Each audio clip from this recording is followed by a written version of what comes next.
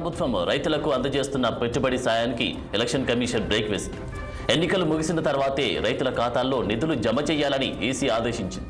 రైతు భరోసా నిధుల పంపిణీపై సీఎం రేవంత్ రెడ్డి చేస్తున్న కామెంట్ల మీద వేణుకుమార్ అనే వ్యక్తి అందించిన ఫిర్యాదు మేరకు ఈ నిర్ణయం తీసుకోవాల్సి వచ్చిందని పేర్కొన్నారు. లోక్సభ ఎన్నికలు పూర్తయ్యే వరకు నిధులు జమ చేయవద్దని, పోలింగ్ ముగిసిన తర్వాతే నిధులు పంపిణీ చేయాలని ఈసీ ఉత్తర్వులు జారీ చేసింది.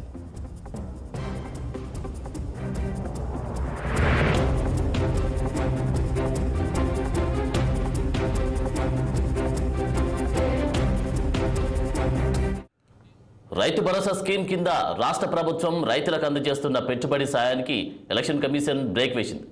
ఎన్నికలు ముగిసిన తర్వాతే రైతుల ఖాతాల్లో నిధులు జమ చేయాలని ఈసీ ఆదేశించినట్టుగా మనకు తెలుస్తా ఉంది. దీనిపై మరింత సమాచారం మా ప్రతినిధి శ్రీనివాస్ అందిస్తారు. శ్రీనివాస్. Good morning Anand.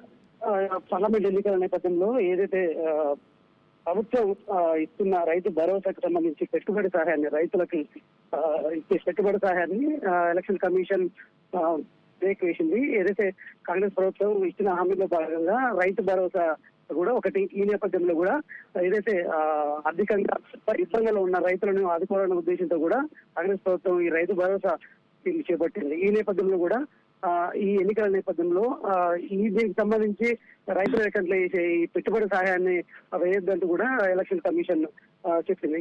అంటే ఎలక్షన్ ఈసీ నిబంధనల ప్రకారం దీన్ని బ్రేక్ వేసిందని చెప్పాలి. కాకపోతే ఏంటంటే ఏదైతే కాంగ్రెస్ ప్రభుత్వం చెప్తుంది, కాంగ్రెస్ నేతలు చెప్పే అంశం ఏంటంటే ఏదైతే రైతులు దేశానికి వెన్నుముక, ఖచ్చితంగా కష్టాల్లో ఉన్న రైతులని ఆదుకోవడం ప్రభుత్వాల బాధ్యత.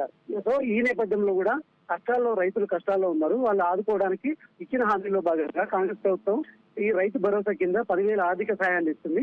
ఈ నేపథ్యంలో కూడా ప్రతిపక్ష పార్టీలు ఇటు బీజేపీ, బీఆర్ఎస్ అడ్డుకున్నాయి, ఈసీకి ఫిర్యాదు చేశాయని కూడా ఆరోపిస్తున్నాయి.